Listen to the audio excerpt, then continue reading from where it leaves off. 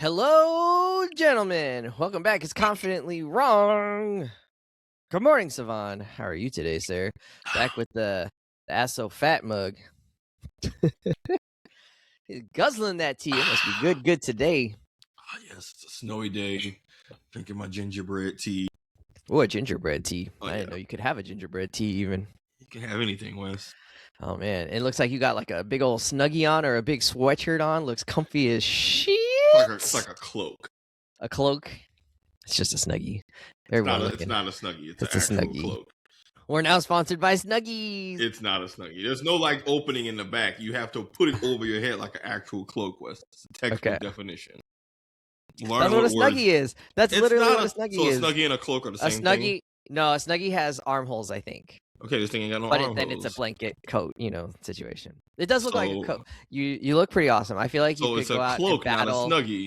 Yeah, no, you're right. It's a cloak. But you look like you could like go fight crime in this cloak, but also be, just a badass vigilante. And I'm digging it.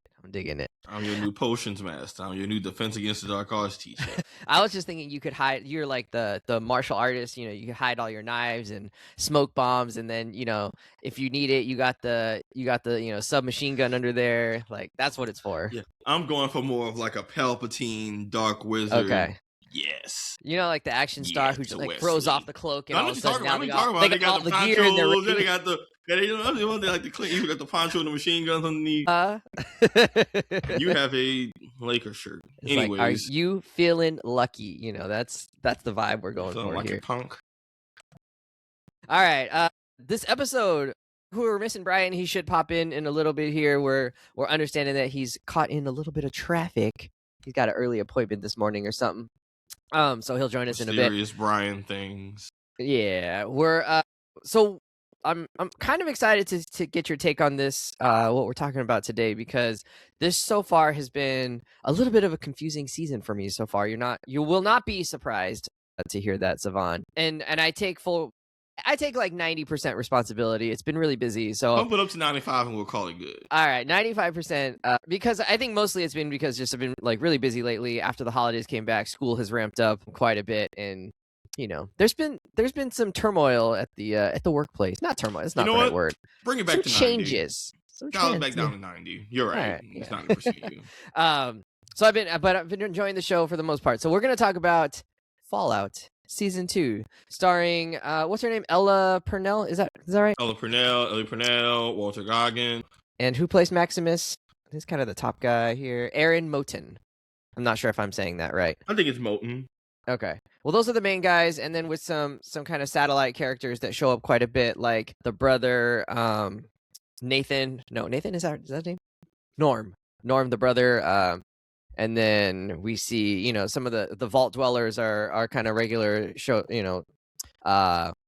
appearances. But those are the main three that we get to follow the most, and a couple of fun cameos this season. Well, let's get into it. Season 2, sorry. We are 5 episodes in at this point as we're recording. There's 8 total episodes, so we're just over the halfway point. Things are starting to ramp up. Some of the conspiracy is being revealed, but not too much. Still a lot of questions at this point. Going into the season, Sav, I know you've played some Fallout and you've been kind of a fan of the game property. I forget, did you really vibe with the season 1? Were you kind of okay on it? Were you someone who was like, meh, about season 1? How did you feel about season 1 and coming into season 2? I'm trying to remember exactly how I felt. If my memory serves me correctly, one, I am a longtime fan of the series. I played a bunch of the games, Fallout 3, New Vegas, and Fallout 4. I was not excited for the show. I thought that I had low hopes for the show because I thought, man, I didn't think they'd have faith to adapt the unique, kind of eclectic elements of Fallout, and I didn't think that it would survive a on-screen adaptation. I think that might have been one of the wrongest things. Like, oof, man. I know for our last episode about the, confidently wrong take of the year, I said I'm always right, I'm never wrong, which I stand by, but we could just recycle it to that one. I was like multiple years in a row levels of wrong on that take of just not being right about having no faith in the show. I went in low faith, Wes, and I was a really big fan. They did an amazing job of just adapting all of the very weird, goofy, niche satire elements of Fallout, but more importantly, make it palatable for someone who has never played the games. And I've met so many folks who've never touched the game series who love this show, which I think that's like a very high mark to give. So I went in with low expectations, was proven wrong in ways I couldn't possibly comprehend. And now I am a diehard fan, and I went into this season 2 even more excited of just, okay, proof of concept. I am here for the ride. I want more. Give me more Fallout. I think one of the strongest choices they made probably for that purpose was creating a whole new story. These characters, the main three characters are not necessarily characters that we've met before in a game. Is that right? Right. So a lot of the larger story in the world is pretty in line with major events that happen in the game, stuff that we know about. Like Robert House is like an established Fallout 3 character. Okay. Commonwealth Brotherhood is a very established, like, faction that you interact with in Fallout 4.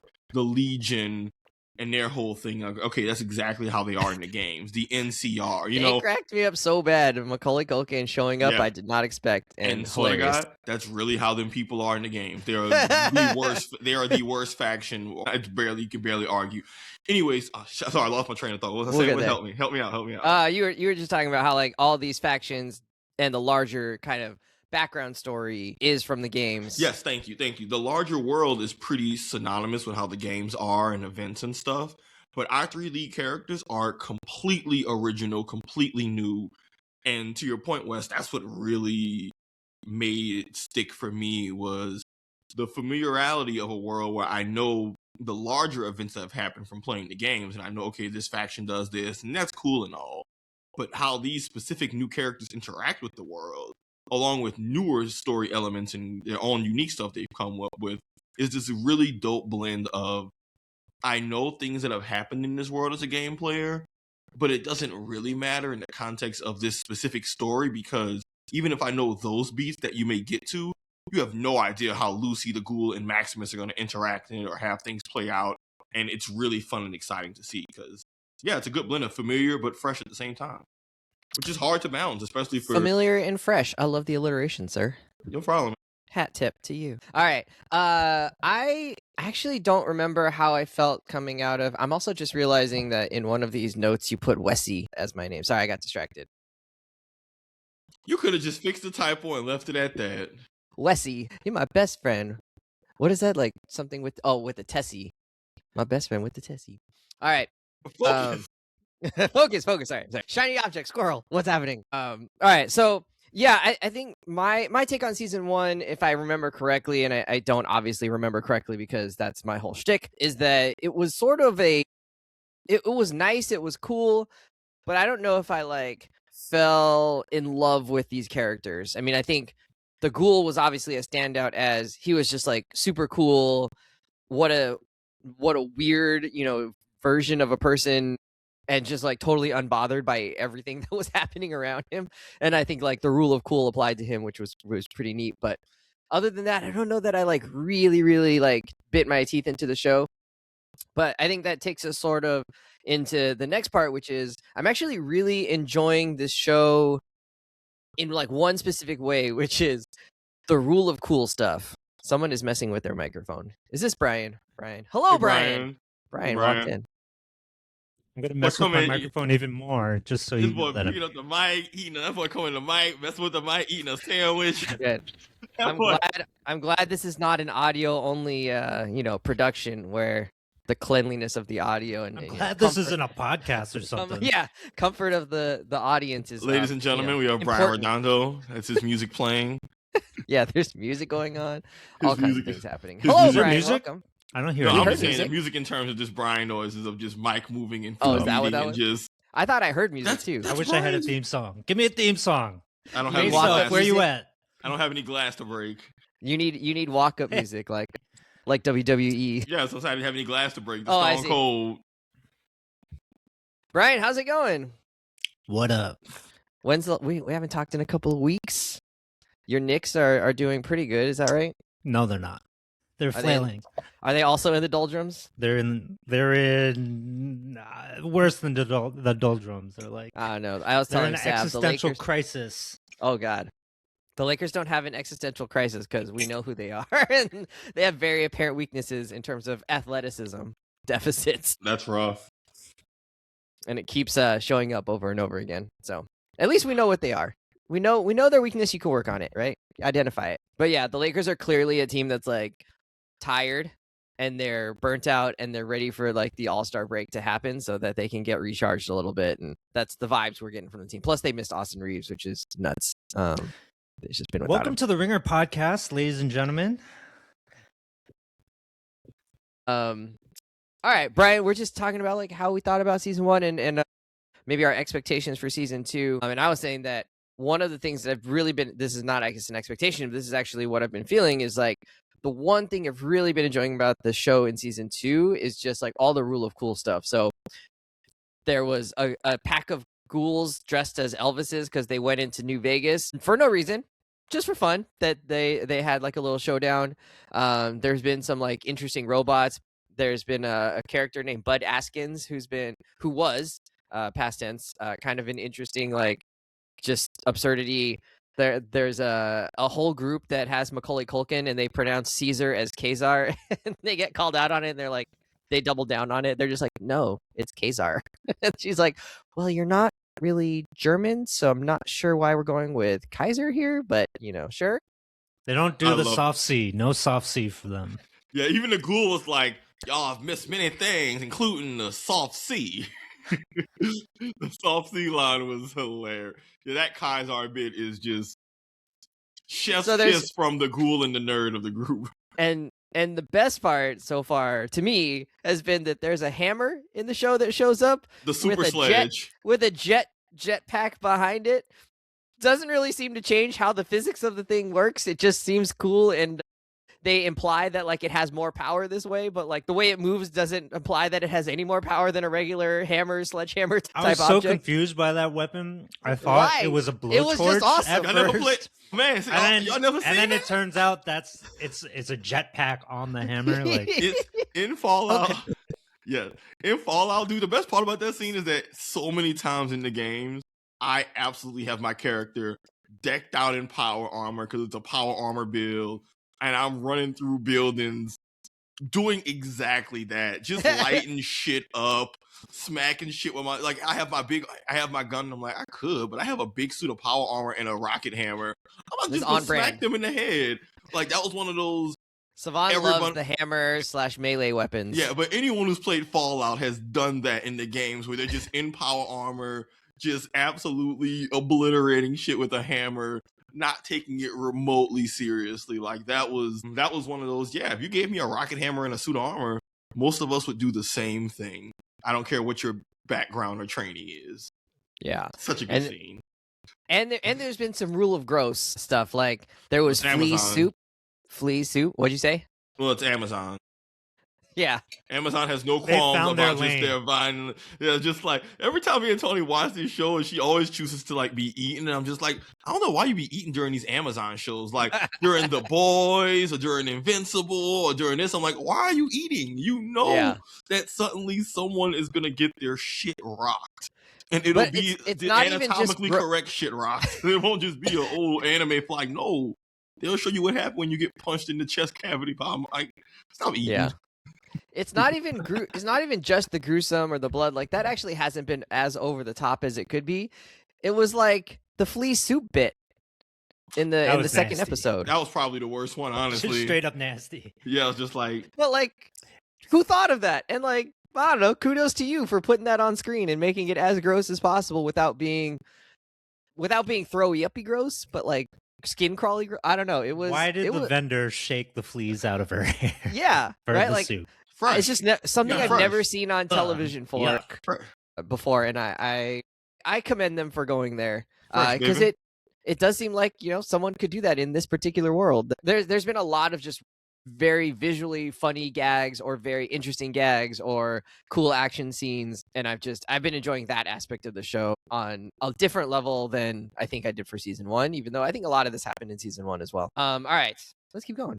Season 2, though, we're really starting to peel back a few of the tiniest of layers into the conspiracy, into what actually happened pre-war to get us into this, get our vaulters into that situation. We're getting to learn a little bit more about the Brotherhood and what their worldview is. We're getting a little bit more on like just how effed up all of this situation is. We're seeing more about the Ghoul's character, or what's his name? Cooper Howard. Cool. So his pre-war life, apocalypse life, and how he actually was a soldier at one point, and we're starting to see more of that because we got to see a little bit of his Hollywood life, his later middle age part, but we got a little tiny glimpse into his pre-war life and how that intersected with corporatism in that world. So just some more world building, some more story, a little bit more conspiracy happening. Sav, how have you felt about the story so far? Yeah, I'm extremely happy.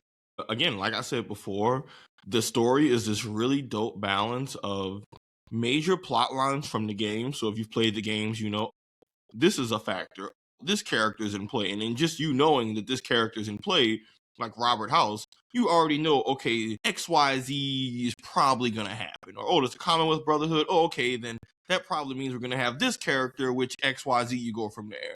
That's the familiar part that I'm rocking with because, okay, I already know the lore. I played these games all these years. But the really exciting part is that the show is doing such a good job of weaving the questions that the games never answered.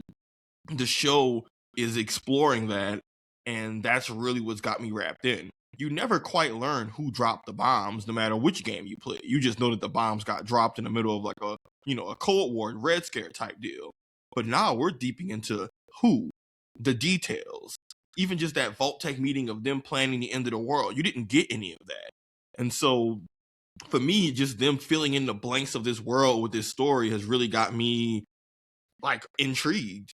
Because I have certain questions I have the answer to already as a player, but bigger questions that the show is hinting at that like, I didn't know that we had a second bombing.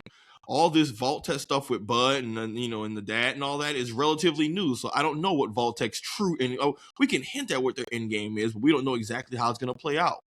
The stuff with Lucy's vault and the brother Norm, I don't know what the F is happening. I mean, I'm piecing stuff together now because we're getting more info, but like all the actual boots on the ground stories, we don't know what's going to happen, even if we know what happens in the larger world. And that's a really cool blend of knowing, but not in a way that takes the stakes or the wind out of the story. And again, I think that's a really hard balance to strike of a story that builds off stuff folks know that someone like you who's never played the games can appreciate, someone like me who has and knows stuff can appreciate.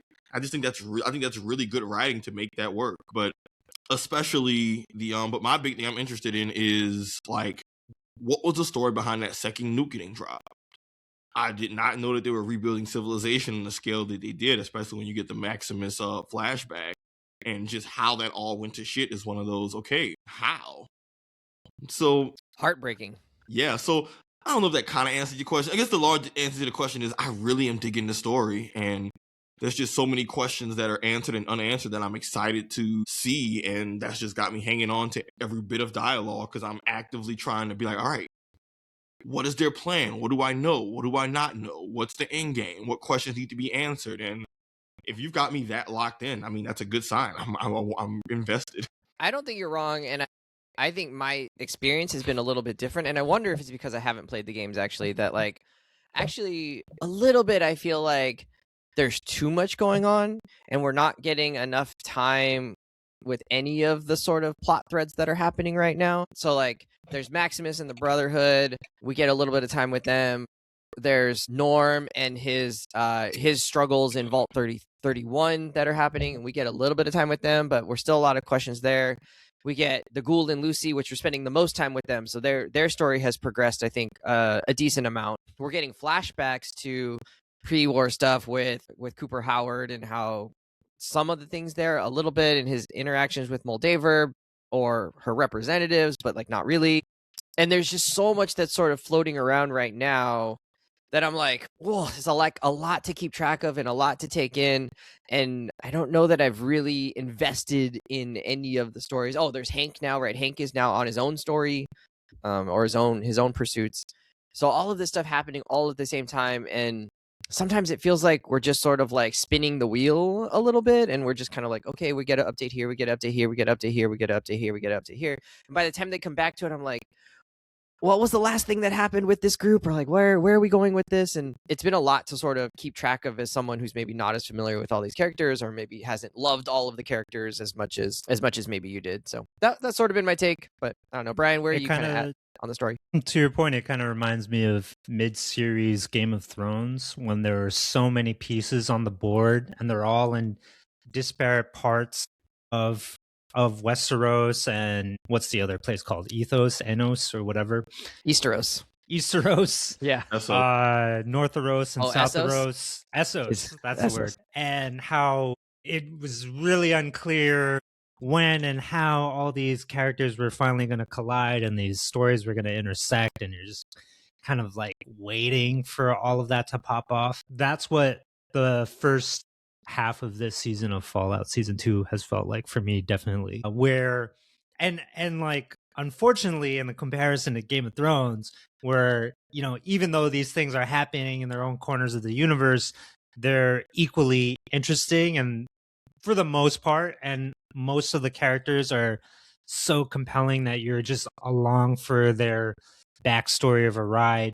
I don't think that's the case here in Season 2 of Fallout. Like, some things are more interesting than others. Like, I don't know about you guys, but I kind of do not care about what the Brotherhood is up to. I didn't really care about two warring factions of the Legions and their soft sea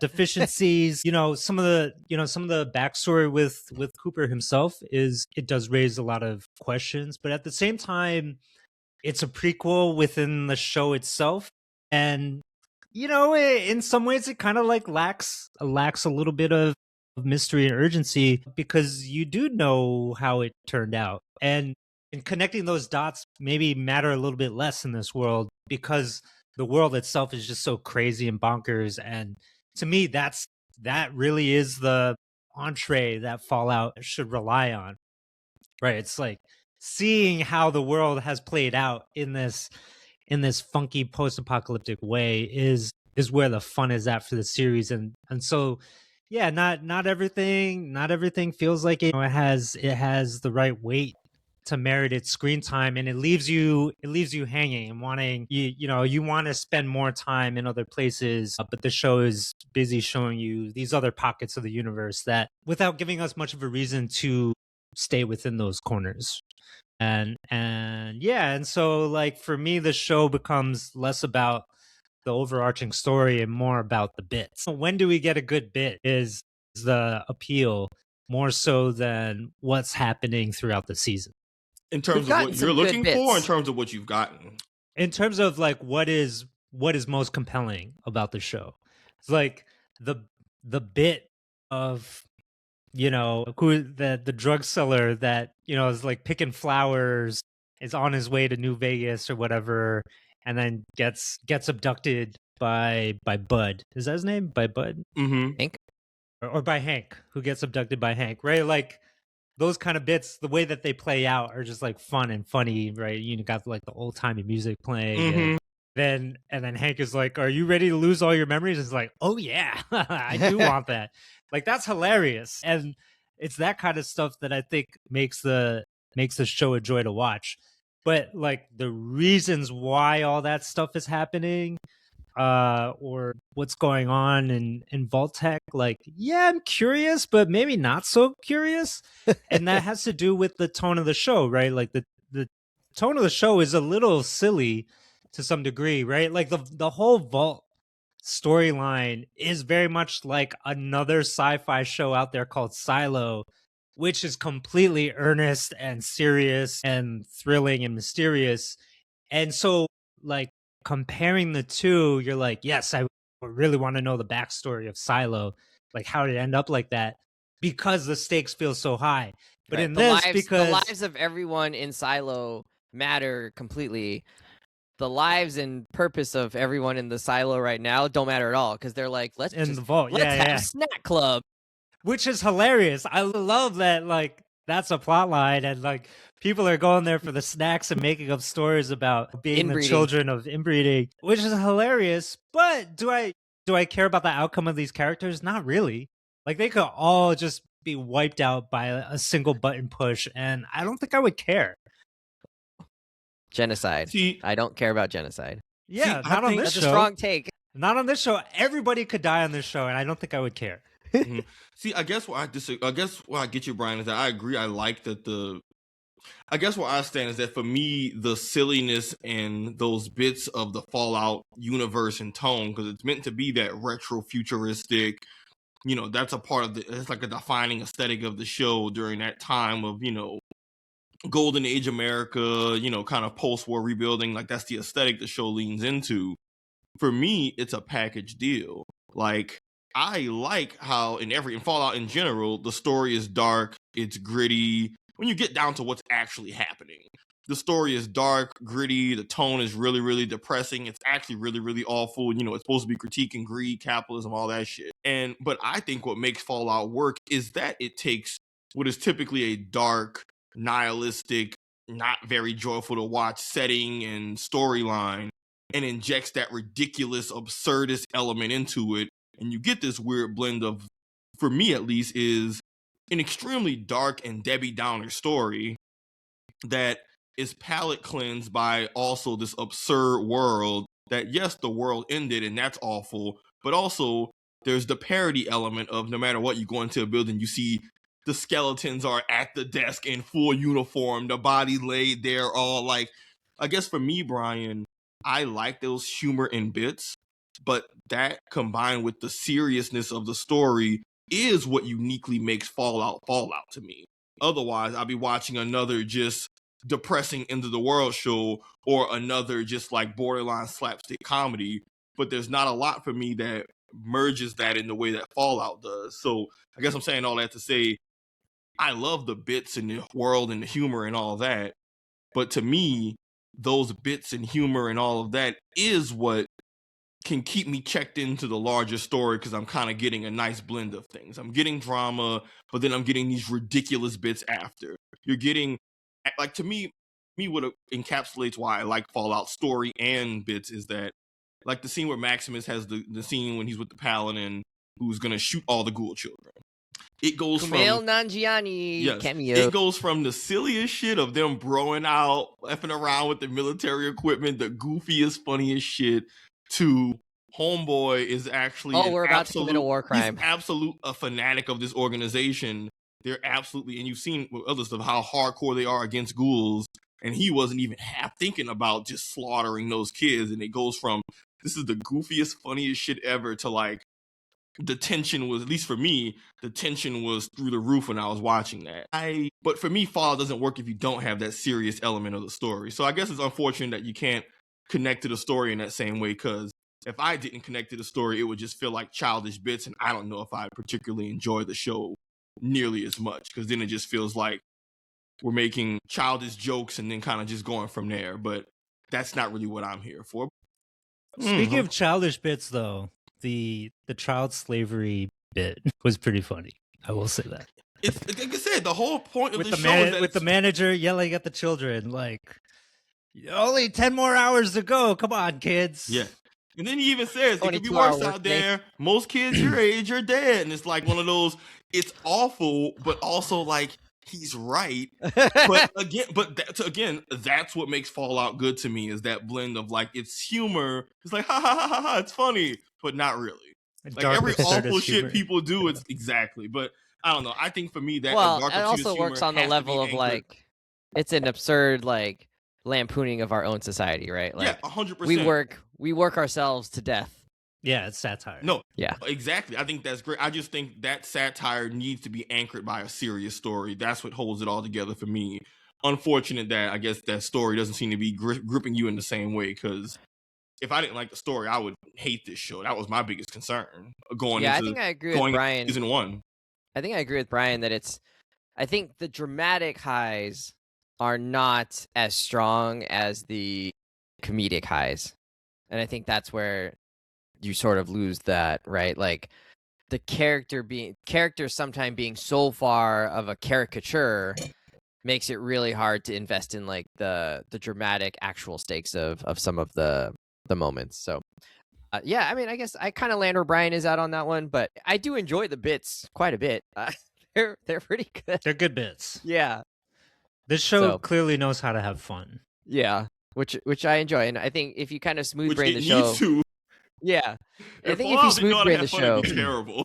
It's pretty good. All right, so we're spending some time. Oh, actually, let's get to this part because we already brought them up. So Brian, you mentioned that you weren't super into the faction around the Legion or getting to know them. I was asking Savon earlier before we started about the New California Republic and whether they had a bigger tie into the video games or whether they might come back later. And both of our interpretation was that, we see these two New California Republic folks and they're probably just the last two. They're the soldier on that island in the Philippines who never knew that World War II was over and continued to fight anybody who came by because he thought World War II was still going on like 10 years after the war had actually ended. Is it the Philippines? Maybe that's not the right place. I think it's Japan. I don't think he was in Japan. I think he was on some other island, which is why he hadn't heard. He just had never been given the message that the war was over. But are there any factions? Are there any sorts of groups of characters that really are having you locked in? I think to me, the most interesting story, or the one that I pay attention to the most is definitely when the Ghoul and Lucy are going, and a little bit of what he's doing leading up to his finding out that his wife is kind of in favor of dropping the nuclear bombs, and how he's sort of thinking about doing things that Moldaver wants him to do and stealing this cold fusion little doohickey. So those are the two stories I'm probably locked in the most. I actually am kind of enjoying the Brotherhood story in the sense that we're getting to see that there's different factions within the Brotherhood, and Maximus is grappling with by 100% just decide like I'm just going to pledge my loyalty to this group because it's all I have and it seems like they're the best of all the worst options, or do I actually need to like go out on my own and see if I can make it in this world apart from this group where I already have status, where I've been given this place of honor. But then he also realizes, wait, like I'm actually treated not like I have a place of honor at all, right? He's told that he's just a sword and he shouldn't speak as a sword. Like that's not his job. So I think there's like interesting things happening with Maximus having to confront like who he wants to be and what his purpose is and where he fits into that. So those have been the two areas kind of where I've been more locked in. Brian, where have you been sort of locked in if it wasn't with the Kaisars? I mean, shout out to Macaulay Culkin for having such a cameo, short-lived cameo. When was the last time we saw him act? I think, but during that bit with the Kaisers, I'm reminded of maybe why he has not appeared in a lot of stuff. Yeah, it wasn't great. I don't think he was great. Like he's a little stiff. His like appearance was more interesting than his actual performance. Agreed. But anyway, like the Ghoul, of course, is probably like the best actor on the show by far, and I could almost watch him do anything. Like he could be sipping a can of Spindrift, and I'd be down to watch that. But he would do something with the hat while he did it, and he'd be like, "Oh, yeah," that he would guy's just give cool. like a steely gaze, yeah, as he wonders about the direction of his life as he sips the bubbly soda. His infinite life. He cannot die. Aside from him, I'm surprised at how interested I am in what Hank is up to in his exec vault, where Cooper's family apparently is cryogenically frozen. And he's in there. He's playing with the yo-yo. He's getting better at the yo-yo. He's trying to, run some tests, some mind control tests on mice. And then with human subjects, and he's all alone in there, and he reminds me of like these corporate stooges who are so just like happy and go lucky about their corporate stooge life, and just going about it in an aw shucks way, but doing some really dastardly stuff. Heinous. He is exploding people's heads, totally unfazed. Not reminder of Brian. That is him. That is him. Yeah, and like that is the embodiment of like the vault tech corporate world and the people that inhabit it, and I think the show pulls off like that nice touch of sinister, absurd humor, kind of charming, all at the same time, and curiosity, right? Like to me, like that almost is more interesting than seeing the flashbacks of Cooper maybe going to assassinate this billionaire guy. I'm more curious about what Hank is up to and what his end game is. And who he's reporting to, or fake reporting to. Or yeah, and he Right. might just be doing that because that's part of his job description. Like maybe there is nobody he's actually reporting to. But he thinks there might be, right? He says like, I'm gonna keep doing this for you, something like that. It was weird. Some weird stuff going on. That I guess we'll have to keep watching to see what happens. We'll have to keep watching. Savon, which factions, which parts of the story are you really enjoying? Wait, Don't say parts all of the of it. story? You're talking about like factions? Yeah, factions. Well, the Legion's awful. Easiest group to hate by a pretty long shot. I was like, okay, cool. I'm gonna be gone with them. This is a good question. I mean, I'm not gonna say favorite because let's just be honest. Most of these factions are all just different brands of suck. You're just kind of picking what brand. The closest one to decent is the NCR, and they're non-existent. So, you kind of put me in a rock and a hard place. I will say, historically, the Brotherhood is one of my least favorite factions in the series. I'm not a big Brotherhood of Steel fan, but I am enjoying the Civil War conflict. I'm enjoying even just seeing what the different factions of the Brotherhood look like. Again, to Brian's earlier point, one of my favorite things about Fallout is when you get to just kind of actually go into the present and then you get to look back and see, man, what the hell went wrong 200 years ago? What happened that diversion leads to this happening? And even just that little lore drop about how the Brotherhood started, and then seeing how they could branch off into all these different branches that value different shit, some more religious, some more military, some more macho or chauvinistic, whatever it is. I enjoy that. But I'm in particular am excited because they're hyping up the Commonwealth Brotherhood, who they appear prominently in Fallout 4, and now that we've kind of established that they're a faction, they're a badass, dangerous faction, I'm very curious to see just what role they're going to play in the story, because there is going to be a civil war coming. We've established that they're the most badass, strapped-up Brotherhood. They're going to want the cold fusion, and there's certain bits about their leadership I know from the games. It's like, if they adapt this might be some interesting shit. So I don't like the Brotherhood, but I recognize that the cold fusion being in play, them being on the Civil War, and the Commonwealth being on the board, is like, all right, man, we're going to have to respect whatever it is they on, because they've got like the big bargaining chip that everybody in the show wants right now. Like, you can't ignore the significance of that. Or at least now that Maximus has run off, but like the Brotherhood is directly connected to the most powerful, the MacGuffin of the show, essentially. And so it's like, all right, man, what the hell is going to happen next? I don't know. I hope the Brotherhood takes massive L's. I hope awful shit happens, but I don't know. I'm here for the ride.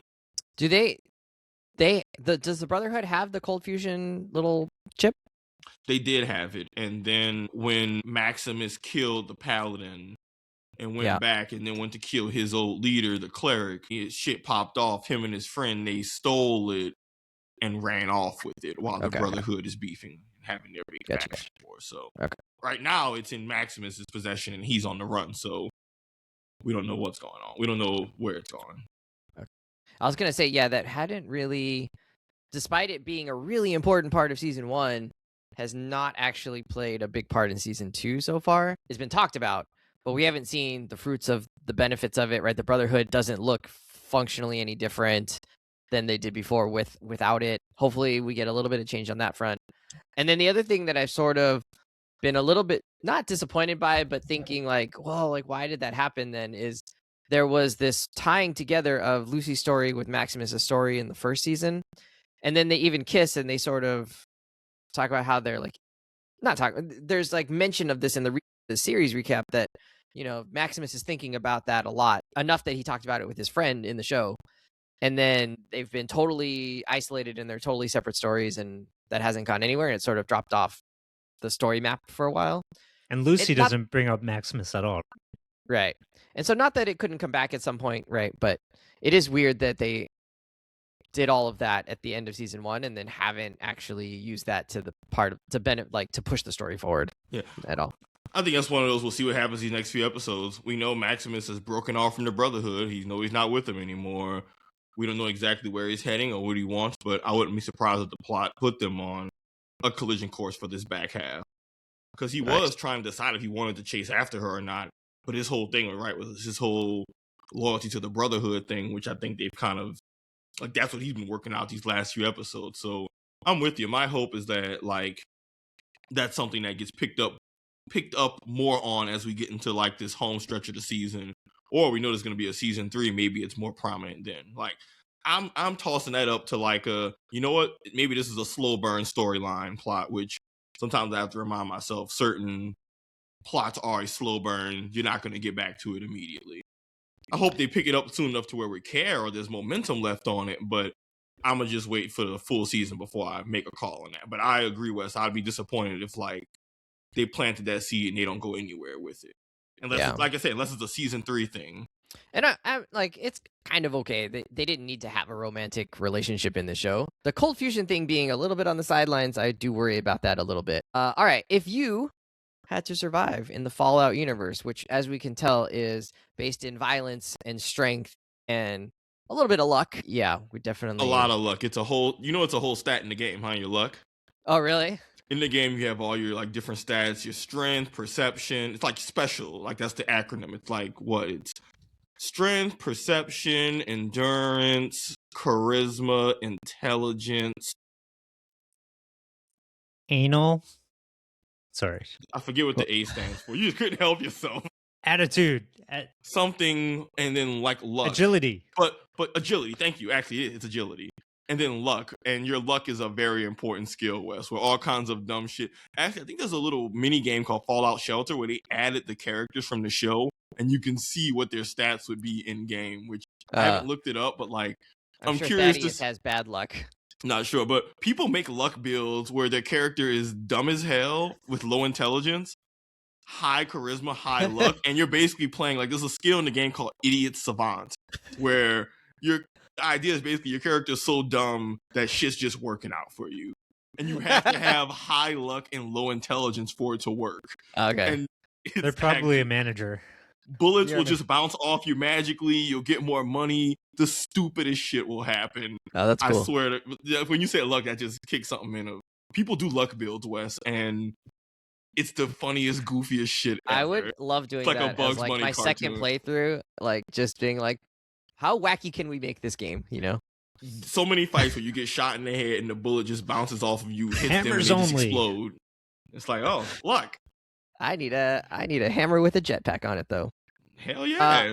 All right. So if you were to survive in the Fallout universe, what would your strategy be? I think we actually maybe asked a version of this in the first pod we did about Fallout, but what would you now choose? Now that the world's been expanded a little bit more, how are you getting by in the post-apocalyptic world? Are you selling flea soup? Are you becoming a ghoul? Pretend for now that you can't just take yourself out. Damn it! Look, boy, There's no nuclear option. The hard read, I was like, can I just, like, eat a gun? Like, what the hell is this? Like, this is awful. Well, that's what I was thinking. I was like, I don't think I'd want to live in this world. So pretend you can't do that for some reason. How would you choose to go about the world? I feel like I would try to join the New California Republic. They seem like honorable people. Would. They took Boy care Scout. of each other. Yeah. They seem like, if there's if I'm going to go out, at least I'm going to go out, knowing that, like, I took care of the people around me, and maybe we tried to survive it together. Would you be hanging on by a thread like a last holdout? It's just you The guy- holding up the the guy with the flag of squirrel the and the rat. NCR. Yeah, and you're like, this is it. We're still going strong, guys. That would definitely be me. I don't like the idea of dying, so I'd be hanging on. I'd be eating every last morsel of berries or leaves or whatever I could find until I died. I mean, that thing's sweet release. Yeah. No, let's see. The Legion's off the table because they're just a bunch of like rapist slavers. They just have no redeeming qualities. None. Maybe the NCR, but like they lost. And so I don't want to just be on like the Fallout equivalent of the New York Jets and just be like, okay, cool. Regardless of the location, what y'all got going for y'all suck. Y'all need stronger management. Yeah. The Brotherhood of Steel also like they hyper military, sexist. They barely got any ladies there. I'm just hanging out with a bunch of dudes taking tech. I'm not really into that. Honestly, man, I think I'd have to try and just either be a raider who's just like getting by robbing folks and maybe try to integrate myself into a vault. Like one of the chill vaults. I know the vaults are like a toss-up of the most unethical experiment ever or the most unethical experiment, but they took over and made it into something relatively chill. I'm going to just roll my dice on the ladder and try and see if I can integrate myself and immigrate into like a vault community, man. Like in season 1, they had the people who were, that was the one they experimented, but then they revolted, they took over. A lot of mutants and weirdos, and yeah, they worship the Ash Mother and they got a weird religion, but it's like, hey man, I'll take weird religion over just like rapist cannibal people. It's like, oh, y'all worship fire and ash? I just saw Avatar. That's far from the weirdest shit that I've seen people do in a church setting. Like, I'm Catholic. I got ash. I have to get ashes on my head on Ash Wednesday. Y'all worship? That's just that stepped up, man. It's cool. Look, let me in. I'll worship with you. I'll piss off in the corner. Tell me what you do. Either way, I'm gonna pull my weight in this vault. Holla at your boy. And if and barring any of that, I might just be like, I don't know, be a raider until I lose. I mean, I'm definitely anyone that knows me well knows I'm definitely a vault dweller. I'm like I'm sitting in my room complaining about shit that is probably meaningless to the rest of the world. And but in the vault, you would have to do what everybody else told you to do, and it's also not I'll play my position. Like to do. I'll be like one of those gripey vault people who doesn't understand the magnitude of the situation. But I think, yeah. So snack club. So you gonna be running snack club? Yeah, I'm doing snack club, of course. We need the water, all right. But yeah, barring that kind of like fallback option, if I had to be out there, I think I'm just gonna be hopped up on drugs. Like I'm gonna become a ghoul or something, and just like Lucy hang out on drugs. And she was so lit. Be as blissful as I could possibly be. Like I am not like that in this world, but I think in that kind of world, that would be the only way. Give me the drugs. I'm just leading into it. Like I'll be a crack fiend. Fine. That seems way better than some of the other alternatives. Nice. Mm-hmm. I kind of like that answer. Yeah, I like that. The funniest part about her being on drugs, that whole bit, is that again in the games, you can do drugs, and the drugs give you, stat benefits. There's drugs to make you stronger, make you smarter, slow down time, all reflexes, all that. And same so you're incentivized to be a drug addict. In the game, they call them chems, but like you can absolutely make a class where you can create your own chems. I used to have a bill. I used to make chems and sell them for money, and I never got high on my own supply. But you can make drugs. I'm glad you follow the commandments. But you can do drugs that make you really good stat buffs, and you can absolutely get addicted. And the game will just straight up say, point blank, you are addicted to chems right now. If you don't take more of any type of drug in blank time, you'll suffer stat debuffs unless you can go and get Adjectol, the drug thing that she got. That was one of those, this is a 1-for-1 straight out of the game. People who have played have been through the loop of, fuck, I'm hooked on drugs. All right, I gotta go do something about this because I needed the drugs to win this boss fight, and now I'm walking out the boss fight just... I'm feeling hungry, but it's not for food. Like, on God, true life. Sorry, that was just an aside of like, I'm glad that y'all could appreciate those moments and it didn't feel like it was out of place or weird, because some of those moments there's a bunch in the show where I'm like, this is 1-to-1 a game moment, and I don't know if it feels cheesy from someone who doesn't know, and it's like, what's this weird scene? You know what I'm saying? A little bit. Like, I don't know if some of those feel out of place or if it works because the show doesn't take itself so seriously that like you're holding it to that standard of like, if they do some goofy shit, that's kind of just the design. But I guess now I'm kind of turning this into a question of like, were there moments like that with y'all that felt like video game moments, or this must have been a nod to the people who play And even if it did it feel out of place or weird? Did it feel natural? Did it feel like kind of shoehorned? Like, because I'm loving that shit, but I don't know if y'all are even picking up on it or even caring.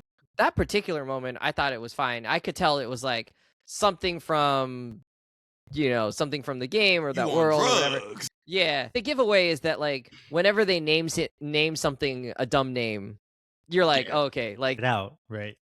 It's called a free claw or something, or like an anger claw. Death claw. She says death claw. Yeah, the death it's claw. Called a death claw. Like she scoffs at it. She is just like, okay, that's a little on the nose, and it's just like, it's got claws and it kills you. Look, death the claw world ended. Most people are illiterate in the wasteland. It's an easy thing to forget. We're doing very just straightforward, like what do you call it? What it looks like. Shit. Yeah. It got a claw and it bring death claw. All right, what's next? So yeah. Let's agree on a name that everybody is going to agree that that's the name of the thing. The name needs to tell you what you need to know in the name alone. Add it all. Great. I know what that does. Context. We'd rename our show Loud Faces. So I got a question for you, Savon, actually. Like, everything that you're describing, like the game version of this stuff, sounds pretty great. It makes me want to play the game. What do you think is a better iteration of Fallout? Is it the show or is it the game? I think they go hand in hand because they let you appreciate the Fallout world in different ways. The downside to the Fallout games will always be that it's an RPG. There is no true canon story because you're playing as your own insert character who makes their own decisions on how they view the world. You could join the Brotherhood of Steel, the Legion, the New California Republic, and through the game make any of them the dominant faction and wipe out the others. There's no true right answer to this. What I'm digging with the show is that and this is what the advantage of the show is, that the characters can kind of be self-inserts of different ways that players will play the game. Some people play a Vault Dweller character like Lucy, who's more of a morally good, I pretend the way I would have been before the world ended. Some people play a more Maximus style, I'm kind of just getting by, maybe military pro, and others play the Ghoul of just borderline villain. But like, that's the beauty of an RPG type game. But the show takes that and runs with it in a way where you can get a lot of different flavors of how people play the game, but not be constrained to one person you're following, which I really appreciate. What I also really appreciate with the show is that, again, RPGs have to have action and moments to keep the narrative flowing. For a show, you're not bogged down by needing action and fighting set pieces to move the plot forward. And so us getting all this focus on Coop before the war, all this world building, and all of that is just really, I just think all that world building is something that it's a unique opportunity that the games have a harder time doing, that the show, as the medium it is, takes. Basically what I'm saying is that the Fallout show takes full advantage of being a TV medium in telling stories in a way that games just aren't able to. And so not one better than the other, but the show is like fully taking advantage of like, hey, what can we do that the games can't do? And I think that's why this show for me has been such a knock out the park. It's not just giving me more of the same. Does that Thank you for that very thoughtful non-answer. Appreciate it. Which one? Well, and hopefully not falling into the trap. I'm kidding. I'm gonna pick the games. Do. I'm gonna pick the games because I like to do my own self-insert character and make my own decisions to influence the wasteland, and I have a lot of fun with that. There you go. We got there. Because Thank you. I tend to play a more Lucy style character of try to be chill, try to keep my senses and keep it civil pre-war, but don't push me. I'll still shoot you in the ass if I got it. All right, friends. Well, I think that'll wrap us up there. A really interesting show. I think we'll probably keep watching this. I don't know, Brian. You're into it enough that you're gonna keep watching at least this season. If you ask me to. Oh, okay. Oh, so you're down enough that you're like, I don't know if I'm gonna dedicate more time to this if we don't have to. If he said there's no Fallout follow-up episode, he'll say, okay, cool, I'll watch Primal. All right. Pretty much. But Savon, you're gonna watch it no matter what. Oh yeah, this is like this is on appointment viewing for me. I'm into it enough that I'm gonna finish the season for sure. I don't know if I'm gonna go week by week, but I'll binge it all enough, at some point. I'm into it. I like it. I do like the bits. I do want to see what happens with Maximus, even though his character is probably the least like interesting character to me, just because he doesn't know who he is yet, and he's kind of trying to figure it out, but like not in like an actual way. He's just sort of letting things happen to him. It's too real. It's too much like normal life. Yeah. Give me the fantasy build. I honestly, Relatable. dude, Relatable. honestly, bro, I think that's why everyone gets so frustrated. Literally everyone I talk to, whether they've played the game, know the series or not, everyone is like, man, Maximus be pissing me off. And I'll be like, and We I'm like, just see our own Give me worst. the No one badass else's. fantasy instead. yeah, and I'm like, he been pissing me off too, but like, he don't do nothing like wrong per se. But to your point, Brian, I think he just reacts how an actual real He hits life a nerve. person would He hits a react. nerve. And I think no one can You handle don't want to see that. Yeah, no one wants to be like, people are like, oh, he started a war. Why he killed him? Do him like his homeboy's about to strike down a bunch of children. But like, Yeah. we've Making all me had square. a moment. We've all had a moment where you're hanging out with somebody, and you think they cool, and you think you're having a good time, right? And then they pull out a cigarette or like a drug that's beyond what your comfort Start zone bringing is. up Joe Rogan. Yeah, and it's just like, oh man, shit, this got awkward. You know, shit, but I'm already at your crib hanging out. We like been hanging out for a while. I'm at your house. You on my ride here. And now you didn't just say some weird stuff that's pro-president. And I'm like, shit. And I'm like, there's not really a right answer here. How do I get out of this? There's situation? no right answer because he's just in these curb your enthusiasm style situations that is just like, I'm sorry, Maximus, man. There's no right answer for what's happened to you right now, but you're just gonna get the ass end of this deal, and people are gonna be mad at you. Like, you were right to stop him from killing the kids, but like, I don't know what to tell you, big dog. Honestly, that's how I feel through him playing through the games. I'll just be like, oh man, I thought we was chilling. Oh, this shit escalated. I gotta make a real decision. Fuck. But in real life, I could pause and think. This man just actually. I'm with you, Brian. He pissed me off, but I think we just don't like that he reminds us too much of ourselves. it's too real. If we Too were in real. real life, I we wouldn't be cruel like the Ghoul, and we wouldn't be as earnest as Lucy, but we would definitely just be kind of vibe, making it, figuring it out as you go as Maximus. It's like, oops, I killed this guy. Oops, I couldn't kill the other guy. But it's like one of those, I get it, like, yeah, I get Oops. you didn't want to pop homeboy. You should have just shot his ass, but like, I get why you was hesitant. Because I wouldn't just be eager to pop somebody. Just an old dude went up and shoot him. Like, I get it, but hey, man, you a lead character. The pressure ain't on for me. The pressure's on for you. All right. Well, that'll do it. Hit us up on @confidently_pod. Did you enjoy, or have you been enjoying season 2 of Fallout so far? And are you locked in for the last 3 episodes of season 2? We're out of here. Have a good one. See you later, y'all. Okie dokie.